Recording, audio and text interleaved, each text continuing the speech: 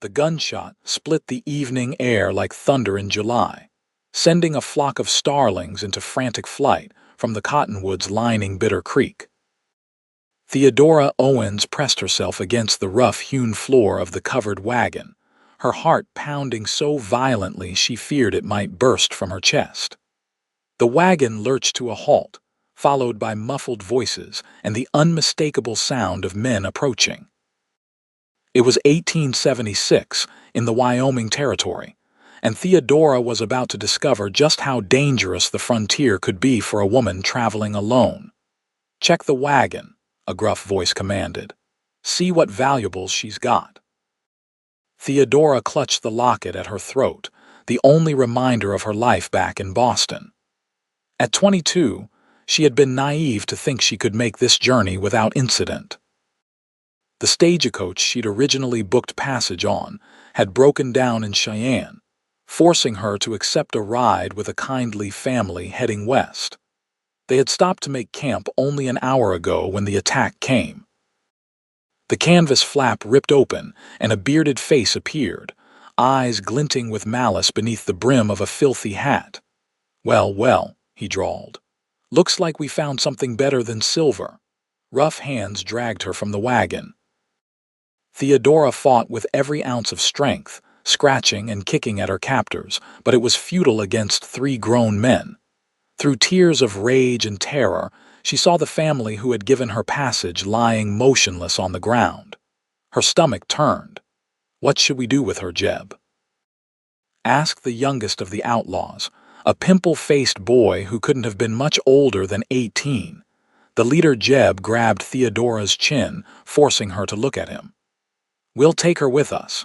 She'll fetch a good price in certain establishments, or we might keep her for ourselves." His foul breath made her gag. "Please," Theodora whispered, "I have money. Take it and let me go."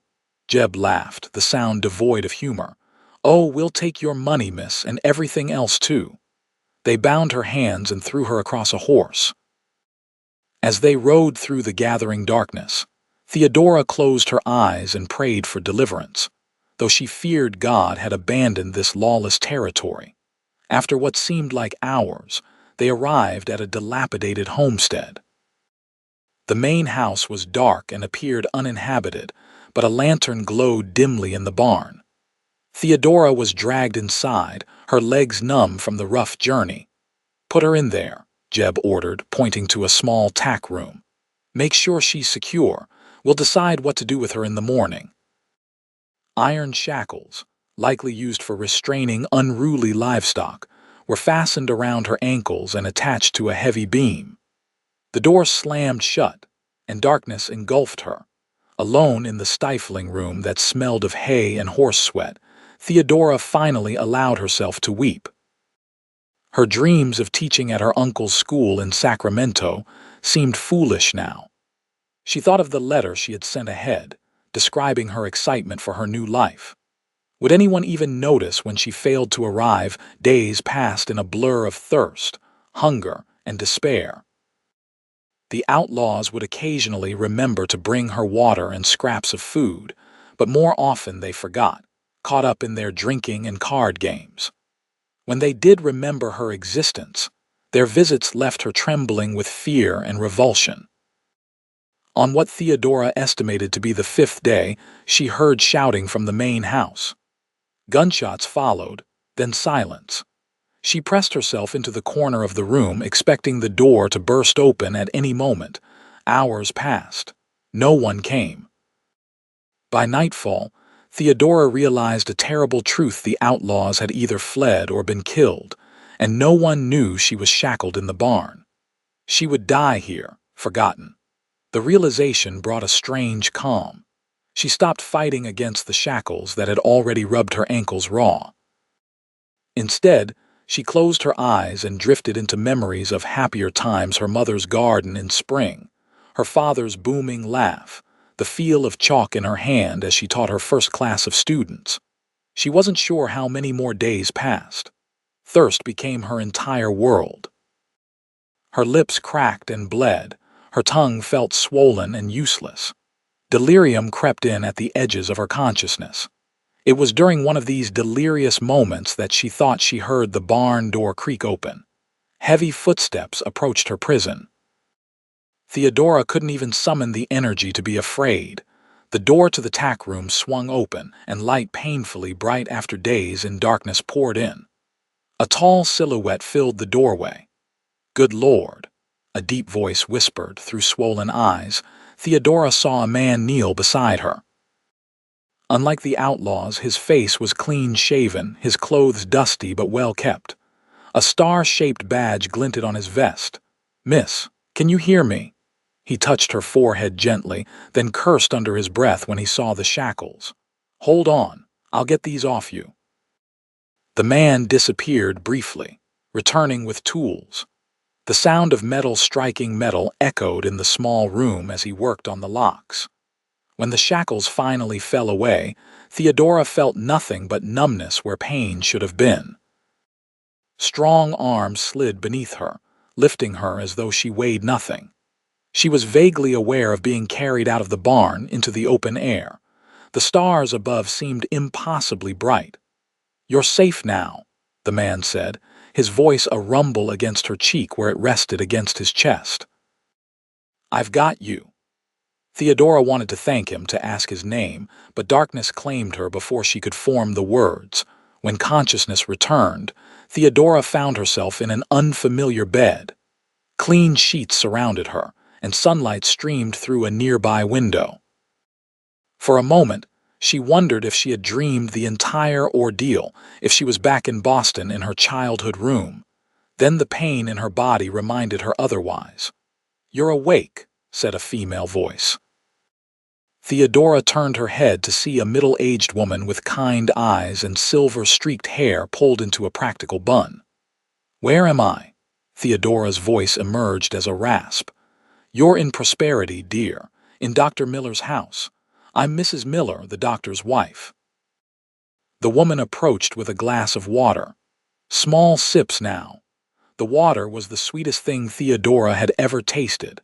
After she had drunk, Mrs. Miller helped her sit up against the pillows. "How long have I been here?" Theodora asked. "3 days." "You were in a bad way when Sheriff Donovan brought you in." "Sheriff Donovan," Mrs. Miller nodded. "Daniel Donovan. He found you while tracking those outlaws that have been terrorizing the territory. Nasty business." She clicked her tongue disapprovingly. "He's been by each day to check on you." As if summoned by the mention of his name, a knock sounded at the door. Mrs. Miller opened it to reveal the man who had rescued Theodora. In the clear light of day, she could see him properly. Sheriff Donovan was tall and broad-shouldered, with sun-darkened skin and eyes the color of a summer sky. His dark hair was in need of a trim, falling across his forehead in a way that made him seem younger than the lines around his eyes suggested. "Sheriff," Mrs. Miller greeted him. "Your timing is excellent. Miss Owens has just woken up." "Miss Owens," he repeated, removing his hat as he stepped into the room. "Glad to see you're back with us." "Thank you for finding me," Theodora said, embarrassed by how weak her voice sounded. "I thought I was going to die in that place." Something flashed in his eyes, anger perhaps. "Those men won't hurt anyone else," he said simply, "are they? 2 are dead, 1's in custody waiting for the circuit judge." He moved closer to the bed. "I found your belongings in the wagon. Your papers say you're from Boston," Theodora nodded. "I was traveling to Sacramento. My uncle has a school there. That's a long journey for a woman alone. I wasn't alone until—" She swallowed hard, remembering the family who had helped her. There was a family. "They offered me passage after the stagecoach broke down." Sheriff Donovan's expression softened. "I'm sorry about what happened to them. We gave them a proper burial." Tears welled in Theodora's eyes. "They were kind people. They didn't deserve that fate." "Few do," he replied quietly. "But you survived, Miss Owens. That's something to hold on to." Mrs. Miller cleared her throat. "Sheriff, perhaps we should let Miss Owens rest now." He nodded, placing his hat back on his head. "Of course. I'll check in again tomorrow if that's all right." "I would appreciate that," Theodora said, surprised by how much she meant it, after he left Mrs. Miller helped Theodora wash and change into a clean nightgown. The simple acts of care nearly brought her to tears again. "He's a good man, the sheriff," Mrs. Miller commented as she brushed Theodora's tangled hair. "Not many like him left out here." "How did he find me?" Theodora asked. "Pure chance from what he said. He was tracking those outlaws after they robbed a stagecoach, found their hideout but they'd already moved on, was about to leave when he decided to check the barn." Mrs. Miller shook her head. "Providence, that's what it was." That night, Theodora dreamed of being back in the dark tack room, but this time, no one came to save her. She woke gasping for breath, tears streaming down her face. Dr. Miller appeared, a gentle man with spectacles and a reassuring manner. He gave her something to help her sleep, but the nightmares continued to plague her. Sheriff Donovan returned the next day as promised, and the day after that. Each visit lasted a little longer than the previous one. He brought her belongings her trunk had survived the attack and news from town. Sometimes he simply sat by her bed while she slept, a fact she learned from Mrs. Miller. "Why would he do that?" Theodora asked, puzzled by the sheriff's attention. "He feels responsible for you," Mrs. Miller replied, "and perhaps something more, though he'd never admit it, being the stoic type." A week after her rescue, Dr. Miller pronounced Theodora well enough to get out of bed. Mrs. Miller provided a simple dress, and Sheriff Donovan arrived to escort her on a short walk around the doctor's garden. "The fresh air will do you good," he said, offering his arm for support. Theodora's legs trembled with weakness, but the sheriff's steady presence beside her gave her confidence. The October sun was warm on her face, the garden alive with late blooming flowers. "It's beautiful," she said, breathing deeply for what felt like the first time in weeks. "Prosperity isn't much compared to Boston, I imagine," Sheriff Donovan remarked, "but it has its charms. After what I've been through, a safe place is charm enough." He glanced down at her, his expression unreadable. "Have you thought about what you'll do now? Will you continue to Sacramento?" The question had been weighing on Theodora's mind. "I'm not sure I have the courage for more travel just yet," she admitted, "but I have no place here and limited funds." "You could stay," he said, then quickly added, "at least until you're fully recovered. Mrs. Jenkins at the boarding house has a room available. She's a good woman, widowed during the war." Theodora considered this. The thought of staying in prosperity, at least for a while, was appealing. The town had already shown her more kindness than she'd expected to find in the West. "Perhaps I will," she said. "If there's a way I might earn my keep. I was trained as a teacher." Sheriff Donovan's face brightened. "As it happens, prosperity is in need of a teacher. Our last one left to get married last spring." For the first time since her ordeal began, Theodora felt a spark of hope. "Really? I'll speak to Mayor Harkins today," he promised. "School's been closed for months. The children are running wild, much to their parents' dismay." 2 days later, Theodora moved into Mrs. Jenkins' boarding house. The room was small but clean, with a window overlooking the town's main street. Sheriff Donovan carried her trunk up the stairs himself, waving away her thanks. "It's no trouble," he insisted. "Besides, I wanted to tell you the news in person. Mayor Harkins has agreed to hire you as the town's teacher, pending a demonstration of your abilities tomorrow." Theodora's heart leaped. "Thank you, Sheriff. I won't disappoint you." "I know you won't, Miss Owens." His eyes lingered on hers a moment longer than necessary before he excused himself. Mrs. Jenkins, a plump woman with a perpetual smile, took an immediate liking to Theodora. "Such a tragedy, what happened to you?" she clucked as she showed Theodora around the house. "But God works in mysterious ways. We've been praying for a teacher since Miss Collins left." "I'm grateful for the opportunity," Theodora said sincerely. "And I hear Sheriff Donovan has taken a personal interest in your situation." Mrs. Jenkins gave her a knowing look. "He's quite the catch, you know."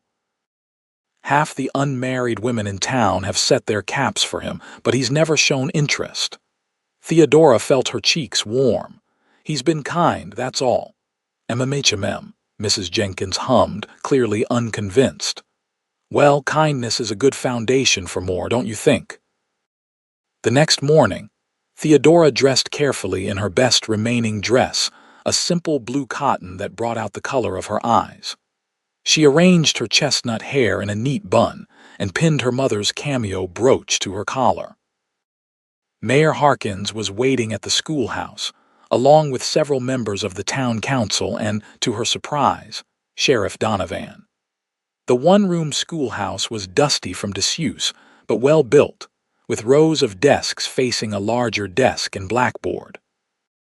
"Miss Owens," Mayor Harkins greeted her, a portly man with impressive whiskers. "We're eager to see what you can do.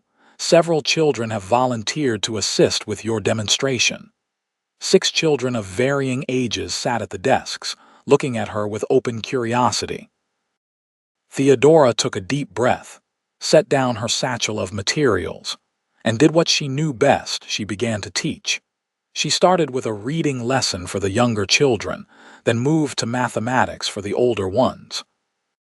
She incorporated elements of geography and history, drawing a map of the United States on the blackboard from memory. By the end of the hour, the children were engaged and responsive, and the adults watching were visibly impressed. "Well, Miss Owens," Mayor Harkins said when she finished, "I believe I speak for the entire council when I say Prosperity would be honored to have you as our teacher." A murmur of agreement swept through the room. Sheriff Donovan caught her eye and smiled, a gesture that sent an unexpected flutter through her chest. "The position comes with the use of the small cottage behind the schoolhouse," Mayor Harkins continued. "It's modest but private. The salary is $25 per month, paid at the end of each month. It was less than she would have earned in Sacramento, but more freedom than she'd had teaching in Boston." "I accept," Theodora said, unable to keep the joy from her voice. "When would you like me to start?" "Monday next," the mayor replied. "That gives you a few days to settle in and prepare." Sheriff Donovan approached as the council members filed out. "Congratulations, Miss Owens. You were impressive." "Thank you for your confidence in me," she replied. "I might not be here at all if not for you." A shadow crossed his face. "I'm just glad I found you when I did." He offered to show her the teacher's cottage, and Theodora gladly accepted. The small structure was indeed modest, just 2 rooms, a combined kitchen and living area, and a bedroom, but it was clean and had basic furnishings. "It's perfect," she said, running her hand along the smooth wood of the kitchen table. "The last teacher complained it was too rustic," Sheriff Donovan remarked. "After where you found me, Sheriff, this feels like a palace." He frowned at the reminder. "Daniel," he said suddenly. "Pardon." "My name is Daniel. I'd like it if you called me that, at least when we're not in official settings." The request surprised her, but she nodded. "Then you must call me Theodora, or Thea as my friends do." "Thea," he repeated, as if testing how it felt on his tongue. "It suits you." They stood in comfortable silence for a moment before he cleared his throat. "I should let you get back to Mrs. Jenkins. You'll want to pack your things." "Yes," she agreed, though part of her wished he would stay longer. "Thank you for the tour, Daniel." His name felt intimate, a small bridge crossing the distance between them. That Saturday, Daniel arrived at Mrs. Jenkins with a wagon to help Theodora move her belongings to the cottage. Mrs. Jenkins made a fuss, insisting on sending along a basket of food to start her pantry properly. As they drove through town, Theodora was struck by how quickly Prosperity had begun to feel like home. People called out greetings, children waved, and several parents stopped them to express their excitement about school reopening. "They like you already," Daniel observed as they pulled up to the cottage. "I hope I can live up to their expectations." "You will." His confidence in her was unwavering. Together, they carried her trunk and the few other possessions she had into the cottage. Daniel had arranged for firewood to be stacked by the small stove, and someone, Mrs. Miller, perhaps had placed wildflowers in a jar on the table. "The town wants you to feel welcome," Daniel explained when he saw her surprise. "Good teachers are hard to come by out here." "It's lovely," Theodora said, genuinely touched by the gesture. Daniel built a fire in the stove while Theodora unpacked Mrs. Jenkins' food basket. They worked in companionable silence, moving around each other as if they'd done so for years rather than days. When everything was arranged to Theodora's satisfaction, Daniel reluctantly prepared to leave. At the door, he hesitated. "Would you allow me to call on you tomorrow?" he asked. "Perhaps we could attend church together, and then I could show you more of the town." His invitation sent a warm glow through Theodora. "I would like that very much." The smile that spread across his face was worth all the hardship she had endured to reach this place. Church the next day was a revelation. In Boston, services had been formal affairs, with parishioners carefully segregated by social standing. In Prosperity's simple wooden church, everyone sat together, the mayor next to the blacksmith, ranch hands beside store owners. Theodora, walking in with Daniel, felt every eye turn to them. Whispers followed, but they seemed more curious than malicious. Reverend Howard preached about Joseph being sold into slavery in Egypt and how God used evil intentions for good purposes. Theodora couldn't help but see parallels to her own situation, though she hesitated to attribute divine intervention to her rescue. After the service, Daniel introduced her to what seemed like the entire town. Names and faces blurred together, but everyone was welcoming. "You've caused quite a stir," Daniel commented as they walked toward the small cafe for lunch. "It's not often Prosperity gets a new resident, especially one as educated as yourself. And one who arrived under such dramatic circumstances," Theodora added wryly. Daniel's expression darkened. "People don't know the details. I've made sure of that." Theodora touched his arm gratefully. "Thank you for protecting my privacy." Lunch was simple but delicious rabbit stew with fresh bread. As they ate, Daniel told her more about Prosperity and its inhabitants. "The town was founded just after the war," he explained. "Mostly by folks looking for a fresh start. We've grown slowly but steadily. The railroad coming through last year helped." "How did you come to be sheriff?" Theodora asked. Daniel's eyes grew distant. "I was a Union soldier. After the war, I drifted west, did some ranch work. Found myself in Prosperity just as the previous sheriff was retiring. He took a liking to me, taught me what I needed to know. You must be good at it. The town seems very peaceful. Mostly it is. Occasionally we get trouble passing through like those outlaws." His jaw tightened. "The trial for the surviving one is next month. You'll need to testify." The thought made Theodora's stomach clench with fear. "I understand." Seeing her distress, Daniel reached across the table and covered her hand with his. "I'll be with you the entire time," he promised. "You won't face this alone." His touch sent warmth spreading up her arm. "Thank you, Daniel." After lunch, he showed her the rest of Prosperity: the general store, the telegraph office, the small library maintained by the Reverend's wife. Everywhere they went, people greeted them warmly, often with knowing smiles that made Theodora blush. "They think we're courting," she observed as they walked back toward her cottage. Daniel didn't seem bothered by the assumption. "Would that be so terrible?" he asked lightly. Before Theodora could respond, a commotion down the street caught their attention. A wagon had overturned, spilling barrels across the road. Daniel immediately went to help, and Theodora found herself admiring his easy authority as he organized the cleanup.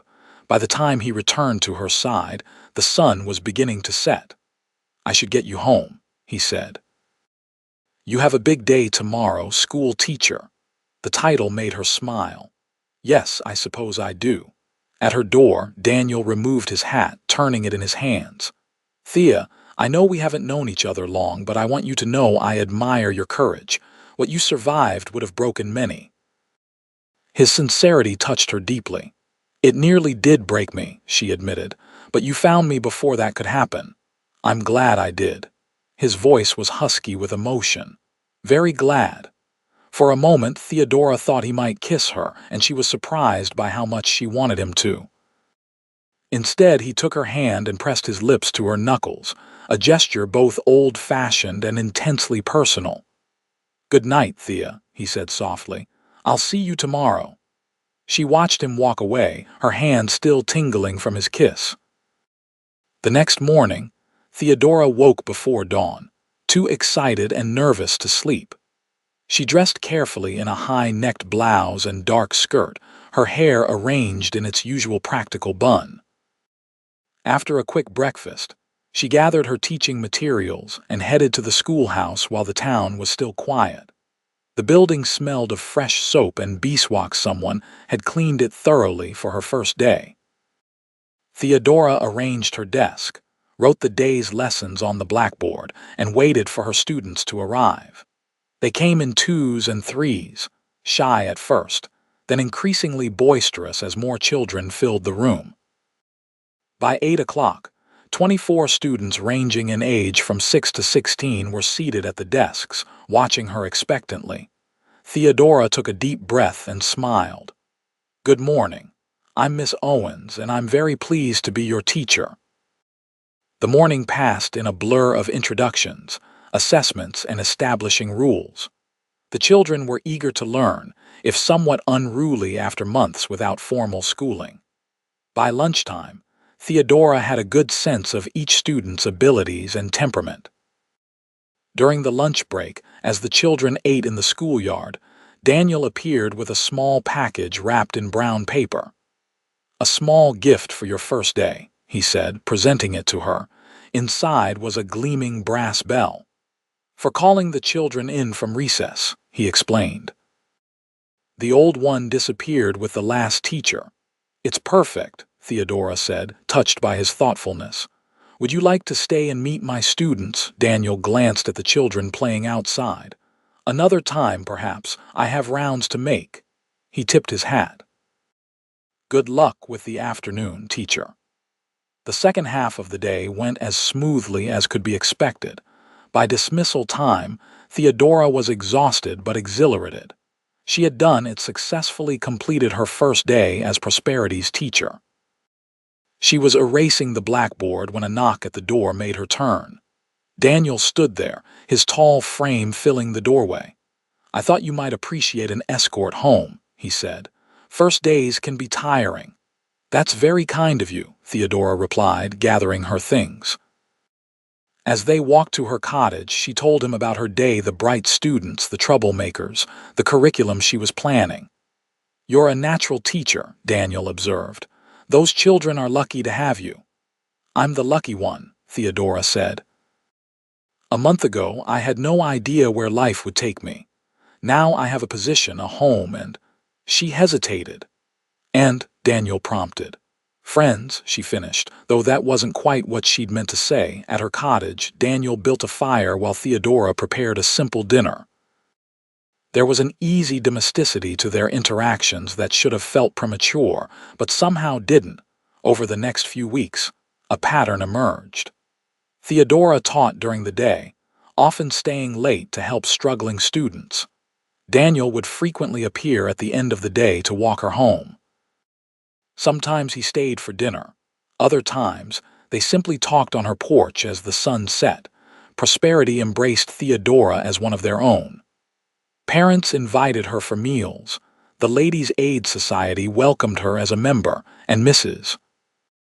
Jenkins continued to drop by with baked goods and thinly veiled inquiries about her relationship with the sheriff. That relationship, whatever it was, remained undefined but undeniably deepening. Daniel never pushed for more than Theodora was ready to give, seeming content with their growing closeness. October gave way to November, bringing colder weather and the approach of Thanksgiving. The town planned a community celebration in the church hall, and Theodora's students were preparing recitations and songs for the event.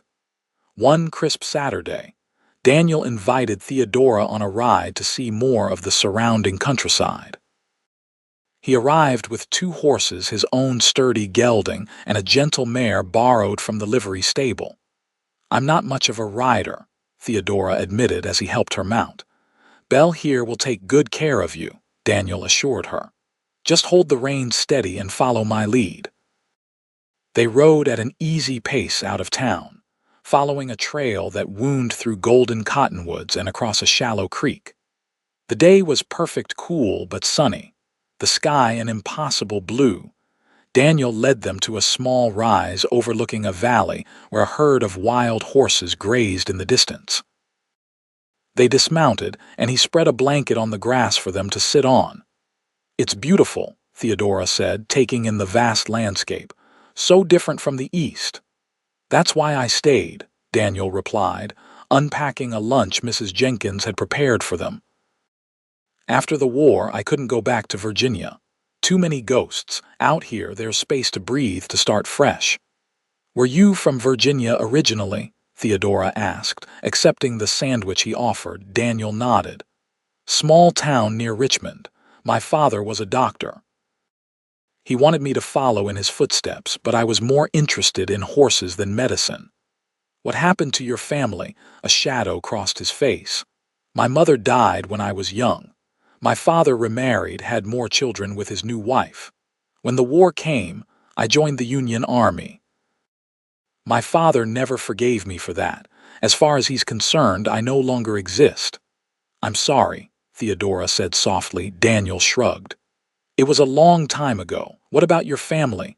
You mentioned an uncle in Sacramento." "My father's brother," Theodora explained. "My parents died in a fire 3 years ago. I stayed in Boston, teaching at a girls' school, but it never felt right after they were gone. When Uncle William wrote offering me a position at his school, it seemed like the perfect opportunity for a fresh start." "You regret coming west?" Daniel asked, his eyes serious. Theodora considered the question. "Despite everything that happened, no, I don't regret it. If I hadn't come, I wouldn't have found prosperity. I wouldn't have found—" She trailed off, suddenly shy. "Found what?" Daniel pressed, moving closer to her on the blanket. "You," she whispered. Daniel's hand came up to cup her cheek, his touch gentle. "Thea," he said, his voice rough with emotion. "May I kiss you in answer?" Theodora leaned forward, closing the distance between them. His lips met hers, soft and warm, and she felt something inside her unfurl like a flower opening to the sun.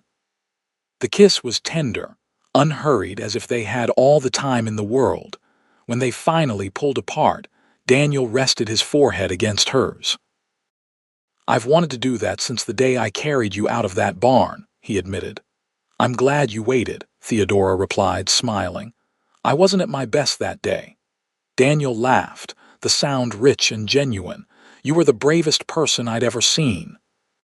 They stayed on the hilltop for hours, talking, sharing occasional kisses, watching the wild horses in the distance. By the time they rode back to town, the sun was beginning to set, painting the sky in shades of pink and gold. At Theodora's cottage, Daniel helped her dismount, his hands lingering at her waist. "I'll see you tomorrow at church?" he asked. "Yes," she replied, reluctant for their day to end. "Thank you for today, Daniel. It was perfect." He kissed her once more, briefly but with unmistakable promise, before mounting his horse. "Sleep well, Thea." As Theodora prepared for bed that night, she felt a happiness she hadn't expected to find again. The horrors of her captivity seemed distant now, overshadowed by the life she was building in prosperity and by her growing feelings for Daniel. The week leading up to Thanksgiving was busy with preparations both at school and throughout the town. Theodora's students practiced their performances, and the ladies of prosperity planned the feast down to the last cranberry. The night before Thanksgiving, as Theodora was grading papers by lamplight, a knock at her door startled her. Opening it, she found Daniel standing there, looking uncharacteristically nervous. "I'm sorry to disturb you so late," he said, "but I received a telegram that couldn't wait until morning." Theodora's heart sank.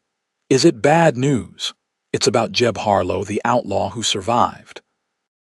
He's escaped custody."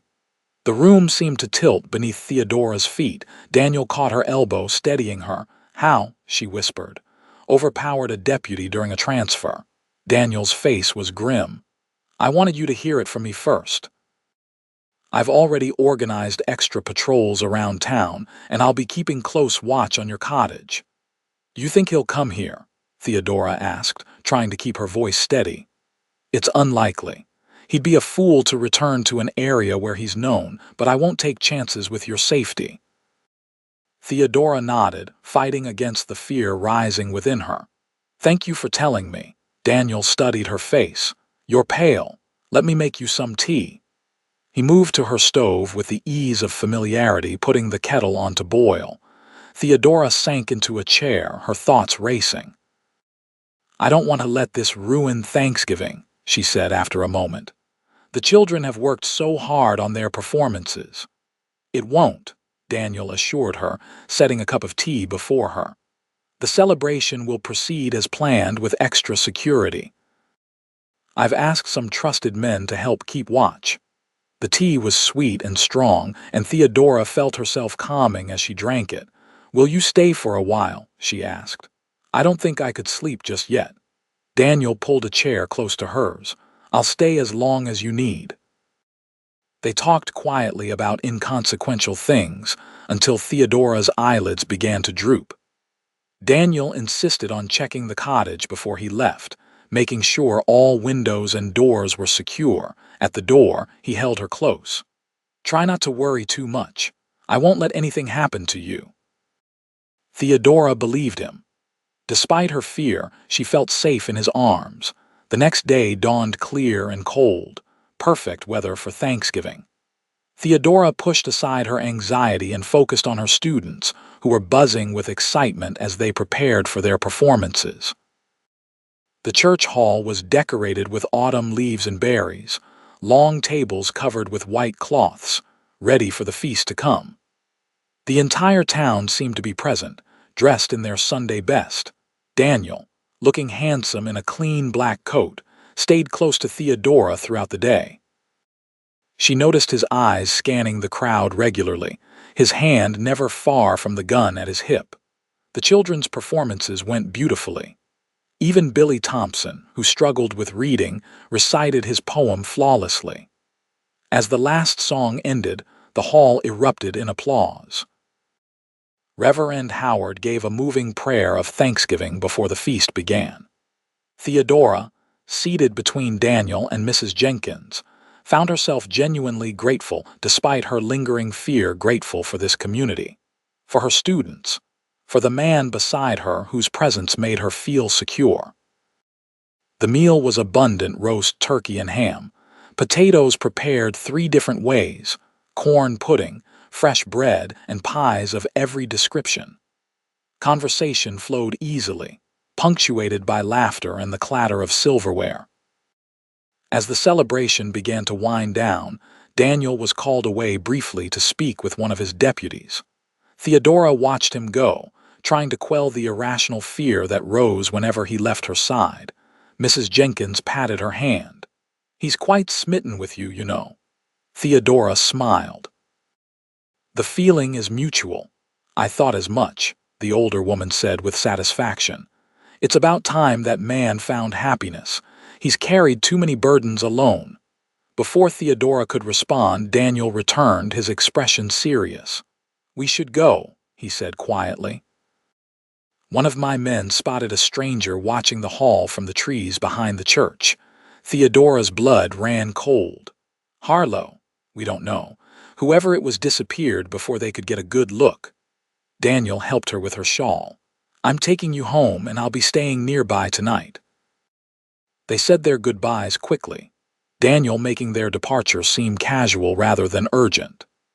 As they walked through the gathering dusk toward Theodora's cottage, she could feel his tension in the way he held her arm, his eyes constantly scanning their surroundings.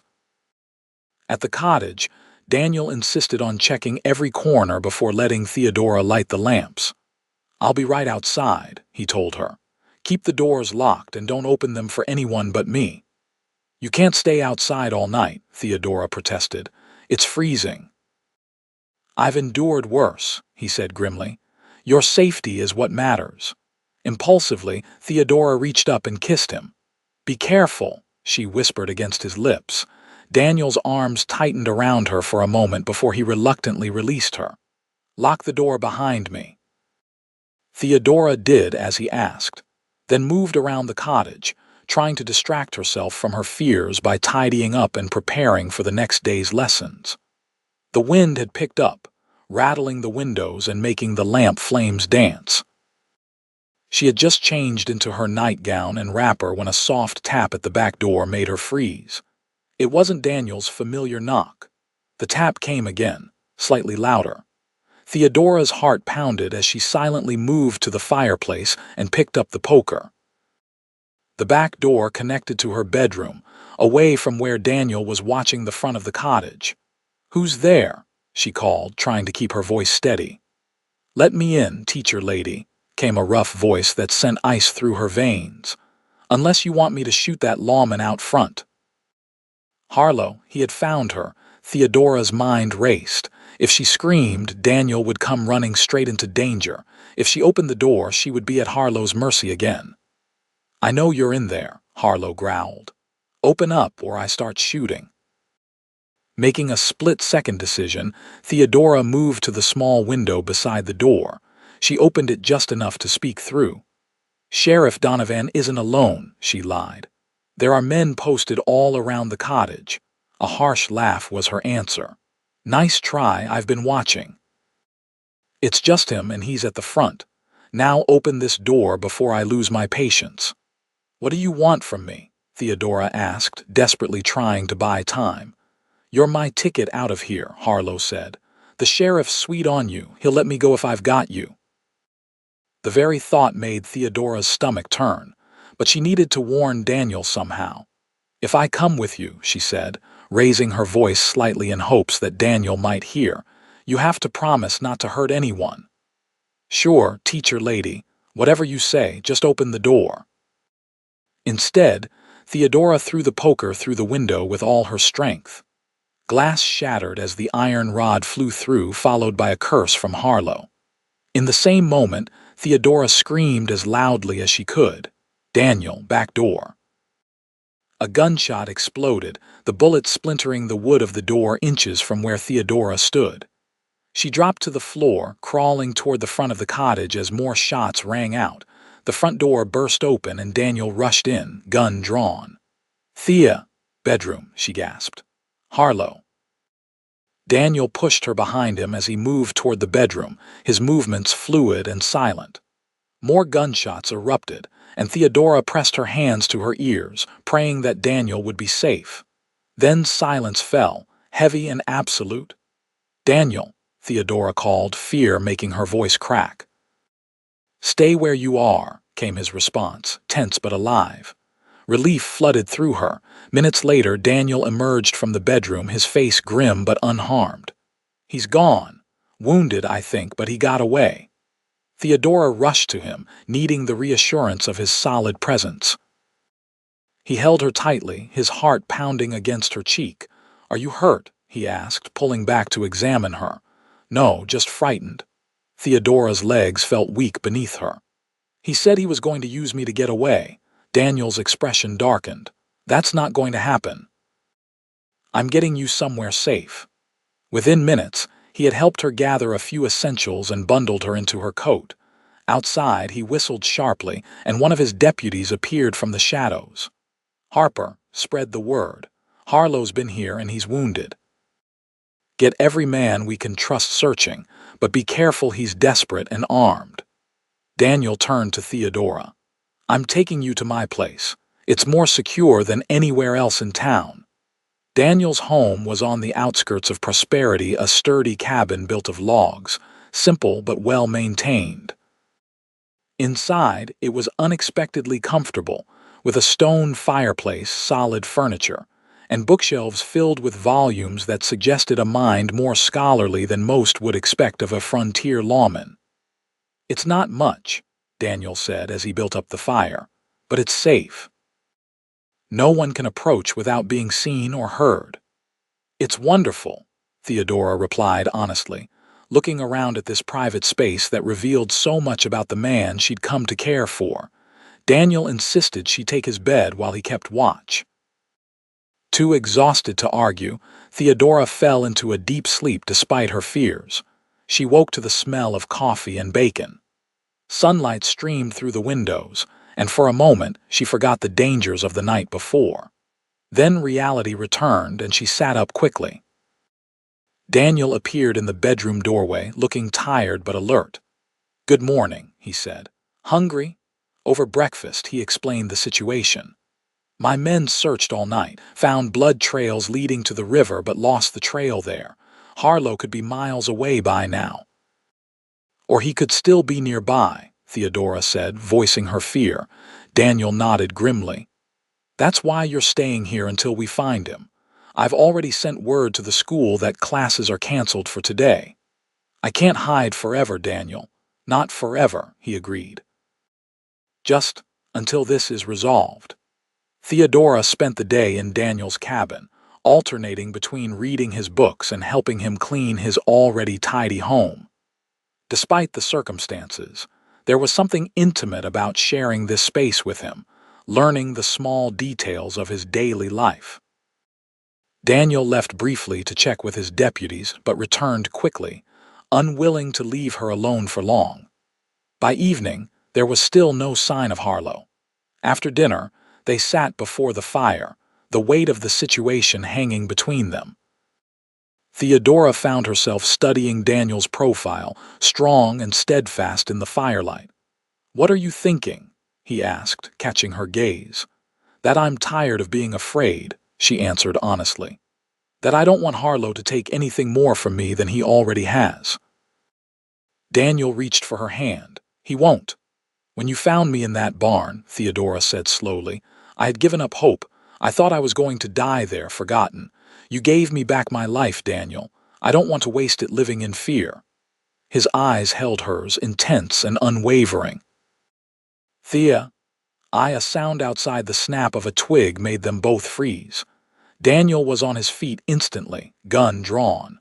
"Stay down," he whispered, moving to the window. Theodora's heart pounded as Daniel peered cautiously through the curtain.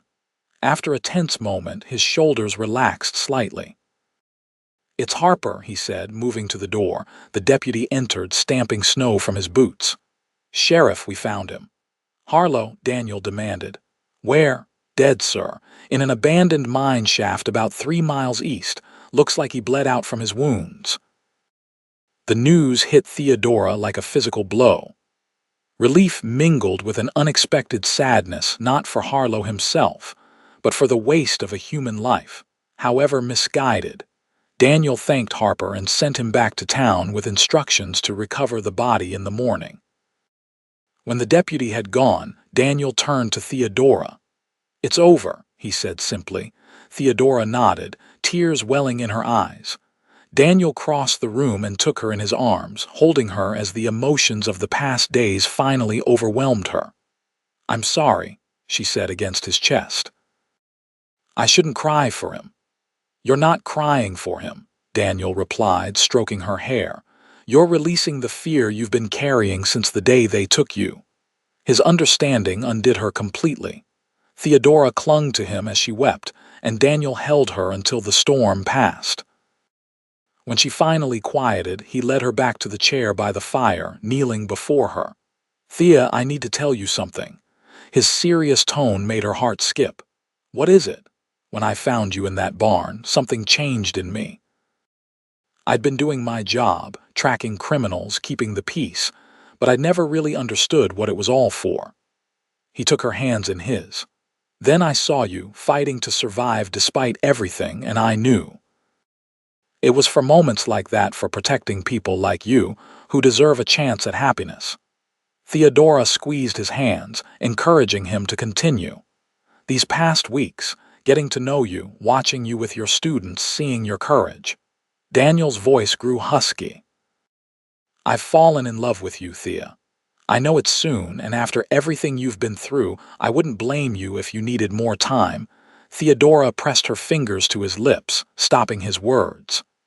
"Daniel Donovan, I love you too. Life is too unpredictable to waste time denying what we both feel." The joy that spread across his face was like the sun breaking through clouds. He pulled her into his arms, his kiss conveying everything words couldn't express. When they finally parted, Daniel rested his forehead against hers. "Marry me," he whispered. "Not right away if you're not ready, but someday. Be my wife, my partner." "Yes," Theodora answered without hesitation. "Yes to all of it." They were married on Christmas Day in Prosperity's church, decorated with evergreen boughs and red ribbons. The entire town attended, Theodora's students serving as impromptu flower girls and ring bearers. Mrs. Jenkins cried openly, claiming credit for bringing them together. Mayor Harkins gave a speech about new beginnings, and Reverend Howard spoke movingly about finding light in darkness. Theodora wore a simple white dress ordered from Denver, with her mother's locket around her neck. Daniel, in a new black suit, couldn't take his eyes off her throughout the ceremony. "I, Daniel, take you, Theodora, to be my lawfully wedded wife," he said, his voice steady and sure. "To have and to hold from this day forward, for better, for worse, for richer, for poorer, in sickness and in health, to love and to cherish, till death do us part." When Theodora repeated the vows, her voice clear and strong, she felt as though her life had come full circle from the depths of despair in that dark barn to the heights of joy in this moment of commitment. "You may kiss the bride," Reverend Howard announced, and Daniel needed no further encouragement. The celebration afterward was joyous, with music and dancing that lasted well into the night. When they finally left for Daniel's cabin, now their home, the townspeople lined the street, cheering and throwing rice. That night, as they lay together in the quiet darkness, Theodora marveled at the journey that had brought her to this place, this man, this life. "What are you thinking?" Daniel asked, drawing her closer. "I was thinking about fate," she replied. "If the stagecoach hadn't broken down, if I hadn't accepted a ride with that family, if you hadn't checked the barn that day, we might never have met." "I don't believe that," Daniel said. "Some things are meant to be, Thea. We would have found each other somehow." "You're quite the romantic, Sheriff Donovan," she teased. "Only with you, Mrs. Donovan," he replied, kissing her softly. "Only with you." Spring came early to Prosperity in 1877. As the snow melted and wildflowers began to carpet the hills, Theodora found herself busier than ever. The school had grown, with 3 new families moving to town over the winter. Her days were filled with teaching, and her evenings with building a home with Daniel. Their cabin had expanded Daniel, and some of the town's men had added a proper kitchen, and a small study where Theodora prepared her lessons. They talked of adding more rooms eventually, planning for a future neither had dared to imagine before finding each other. One evening in April, as they sat on their new front porch watching the sunset, Theodora took Daniel's hand and placed it on her stomach.